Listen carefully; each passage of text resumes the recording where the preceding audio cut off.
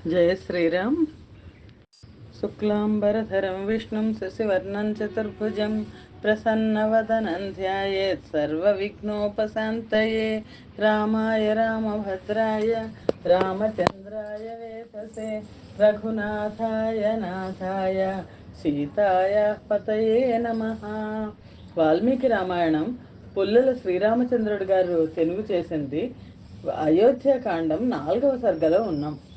4వ సర్గలో శ్రీరాముడు కౌసల్య భవనానికి వెళ్ళి ఆమె ఆశీస్సులు పొందుట, లక్ష్మణునితో స్నేహపూర్వక సంభాషణము చేసి స్వగృహమునకు వెళ్ళుట కనిపిస్తుంది. పౌరులందరూ వెళ్ళిన పిమ్మట దశరథుడు మరల మంత్రులతో ఆలోచించి, రేపే పుష్యమి నక్షత్రము, అందుచే నా కుమారుడైన రాముని యవ్వరాజ్యమున పట్టాభిషేక్తం చేయవలెను అని నిశ్చయించాను. అటు పిమ్మట దశరథుడు అంతఃపురమునకు వెళ్ళి మరల ఒక మారు రాముని ఇచ్చటకు తీసుకుని రమ్ము అని సుమంత్రుని ఆజ్ఞాపించెను. సుమంత్రుడు రాజాజ్ఞానుసారముగా రాముని మరల తీసుకొని వచ్చుటకై రాముని భవనమునకు వెళ్ళెను. సుమంత్రుడు మరలా వచ్చినట్లుగా ద్వారపాలకులు రామునకు తెలిపిరి. అతడు వచ్చినట్లు వినగానే శ్రీరాముని మనస్సులో శంక కలిగెను. శ్రీరాముడు ఆ సుమంత్రుని వెంటనే లోనికి రప్పించి, మరల నీవెందుకు వచ్చితివో పూర్తిగా తెలుపుము అని పలికెను. సుమంత్రుడు, దశరథ మహారాజు నిన్ను చూడగోరుతున్నాడు, వెళ్ళవలనా లేదా అను విషయమును నీవే నిర్ణయించుకొనవలను అని పలికెను. సుమంత్రుని మాటలు విన్న శ్రీరాముడు వెంటనే బయలుదేరి మరల దశరథ మహారాజును చూచుటకై రాజప్రాసాదమునకు వెళ్ళెను. రాముడు వచ్చినట్లు విని దశరథ మహారాజు అతనికి ఒక ప్రియమైన విషయమును చెప్పుటకై గృహములోనికి రప్పించుకొనెను. శ్రీరాముడు తండ్రి గారి భవనములోనికి ప్రవేశించి దూరము నుండియే దోసిలి కట్టి నమస్కరించి తండ్రిని చూచెను. దశరథుడు నమస్కరించుతున్న ఆ రాముని లేవతీసి కౌగలించుకొను. పిమ్మట అతనికి ఒక అందమైన ఆసనమును ఇచ్చి ఇట్లనను, రామ, దీర్ఘాయుర్దాయువంతుడనైన నేను ఇప్పుడు వృద్ధుడనైనాను. నేనింతవరకు ఇష్టమైన భోగములన్నీ అనుభవించి తిని, అన్నదానము, భూరి దక్షిణలు కల వందలాది యజ్ఞములు చేసి తిని, ఇప్పుడు నేను నిన్ను భూలోకములో సాటిలేని సంతానముగా పొంది ఉన్నాను. క్షత్రియ ధర్మములైన అధ్యయన, యజన, దానములను చేసినాను. నాకు ఇష్టమైన సుఖములన్నీ అనుభవించి తిని, యజ్ఞములు చేయుటచే దేవతారుణమును, స్వాధ్యాయాధ్యయనముచే శృషి రుణమును, సంతానము కనుటచే పితృదేవతారుణమును, దానాదులచే బ్రాహ్మణ రుణమును తీర్చివేసి తిని, ఆ విధముగా ఈ శరీరము దాల్చినందులకు చెల్లించవలసిన రుణములన్నింటినీ చెల్లించి తిని, నీకు రాజ్యాభిషేకము చేయుట తప్ప నేను చేయవలసింది మరేమీ లేదు. అందుచే నీవు నేను చెప్పినట్లు చేయము. ఇప్పుడు నీవు రాజు కావాలనని ప్రజలందరూ కోరుతున్నారు. అందుచే నిన్ను యవ్వరాజ్యవాభిషిక్తుని చేసేదను. నేను ఈ దివసములలో భయంకరములైన అమంగళకరములైన స్వప్నములను చూచుచున్నాను. పిడుగులతో కూడి గొప్ప ధ్వనితో ఉల్కలు పగటి అందే పడుతున్నవి. క్రూరగ్రహములైన రవి, కుజ, రాహువులు నా జన్మ నక్షత్రమును ఆక్రమించి ఉన్నట్లు దైవజ్ఞులు చెప్పుతున్నారు. ఇట్టి అపశకునములు కనబడినప్పుడు సాధారణముగా రాజునకు మృత్యువైనా వచ్చును, లేదా అతనికి ఘోరమైన ఆపద సంభవించును. నా మనస్సులో మరి ఒక ఆలోచన కలుగొటకు పూర్వమే అభిషిక్తుడవగుము. మానవుల మనస్సు చంచలమైనది కదా. నేడు చంద్రుడు పుష్యమి నక్షత్రమునకు వెనక ఉన్న పునర్వసు నక్షత్రముతో సంబంధించి ఉన్నాడు. రేపు చంద్రుడు పుష్యమి నక్షత్రముతో కలిసినప్పుడు పట్టాభిషేకము చేయ నిశ్చయించిన సమయమని దైవజ్ఞులు చెప్పుతున్నారు.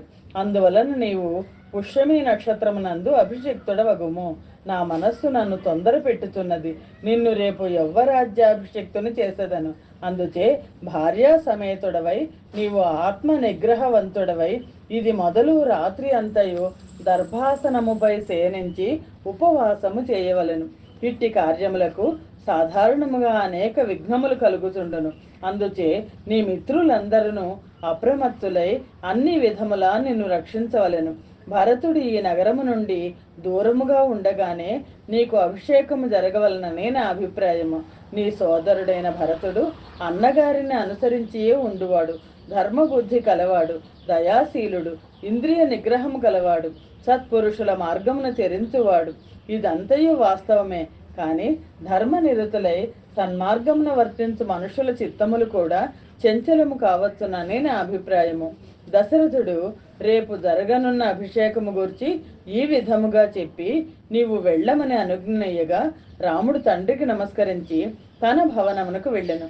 ఈ విధముగా దశరథ మహారాజు అభిషేకమును గూర్చి చేసిన నిర్ణయమును విని శ్రీరాముడు తన గృహమునకు వెళ్ళి వెంటనే బయలుదేరి తన తల్లి అంతఃపురమునకు వెళ్ళాను. అంతఃపురంలో కౌసల్య దేవతా గృహమునందు పట్టు వస్త్రములు ధరించి ధ్యానాసక్తయై మౌనము వహించి లక్ష్మీదేవిని ప్రార్థించుతుండగా శ్రీరాముడు ఆమెను చూచెను.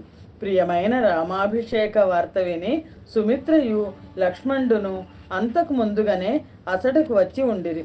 సీతను కూడా రప్పించిరి. ఆ సమయమున కౌసల్య కండ్లు మూసుకొని ధ్యాన నిమగ్నయ్యై ఉండెను. సుమిత్రయు లక్ష్మణుడును సీతయు సమీపముననే ఆమెతో పాటు కూర్చుని ఉండిరి. పుష్య నక్షత్రమున పుత్రునకు యవ్వరాజ్యాభిషేకము జరుగునని విని కౌసల్య ప్రాణాయామం చేసి పురుషోత్తముడైన శ్రీ మహావిష్ణువును ధ్యానించుతూ కూర్చుండెను. ఆ విధముగా నియమము వహించుతున్న తల్లిని సమీపించి నమస్కరించి శ్రీరాముడు ఆమెకు ఆనందము కలిగించినట్లు, అమ్మ, తండ్రి గారు నన్ను ప్రజాపాలనము చేయుమని నియమించినారు. వారి ఆజ్ఞ ప్రకారము నాకు రేపు రాజ్యాభిషేకము కాగలదు. సీత కూడా నాతో పాటు ఈ రాత్రి అంతయు ఉపవాసం ఉండవలను అని ఋత్వికు ఉపాధ్యాయులను తండ్రి గారును చెప్పినారు. రేపు జరగనున్న అభిషేకమునకు తగిన మంగళ కృత్యములన్నీ నాకును సీతకును ఇప్పుడు చేయించుము అని పలికెను. కౌసల్య చిరకాలము నుండి కోరబడుతున్న అభిషేక వార్త విని ఆనంద భాష్మముల కార్చుతూ రామునితో మధురమైన వాక్యం పలికెను. నాయన రామ, చిరకాలము జీవించుము, నీ శత్రువులు నశింతురుగాక. ఐశ్వర్యముతో కూడిన వాడవై నా జ్ఞాతులను సుమిత్ర జ్ఞాతులను ఆనందింపజేయము. నీవు నా కుమారుడుగా పుట్టిన నక్షత్రము చాలా మంగళకరమైనది కావుననే సద్గుణముల చేత తండ్రి అయిన దశరథ మహారాజును ఆనందింపచేసితివి. పుండరీకాక్షుడైన శ్రీ మహావిష్ణువును ఆరాధించుతూ నేను చేసిన వ్రత ఉపవాసాది క్లేశము సఫలమైనది కావుననే ఈ ఇక్ష్వాకు వంశీయులు రాజ్యలక్ష్మి నిన్ను ఆశ్రయింపనున్నది. శ్రీరాముడు ఈ విధముగా పలికిన తల్లి మాటలు విని తన పక్కనే అంజలి ఘటించి నమ్రుడై కూర్చుని ఉన్న లక్ష్మణను చూచి చిరునవ్వుతో, లక్ష్మణ, నాతో నీవు ఈ భూమిని పాలింపుము. నీవు నా రెండవ ప్రాణము. అట్టి నిన్ను కూడా ఈ రాజ్యలక్ష్మి వరించినది. నీకిష్టమైన భోగములను ఇతర రాజ్య ఫలములను కూడా అనుభవించము. నేను ఈ జీవితమును కాని రాజ్యమును కాని కోరుకొనుట నీ కొరకు మాత్రమే అనెను. శ్రీరాముడు లక్ష్మణునితో ఇట్లు పలికి ఇరువురు తల్లులకును నమస్కరించి సీతకు కూడా వారి అనుమతి ఇప్పించి సీతా సమేతుడై తన గృహమునకు వెళ్ళెను. శ్రీమద్ రామాయణం నందలి అయోధ్యకాండలోని 4వ సర్గము సమాప్తము. స్వస్తి ప్రజాభ్య పరిపాలయంతాం న్యాయేన మార్గేణ మహిమహేషాః. గోబ్రాహ్మణేభ్య శుభమస్తు నిత్యం. లోకాః సమస్తాః సుఖినో భవంతు. సర్వం శ్రీరామార్పణమస్తు. జయ శ్రీరామ్.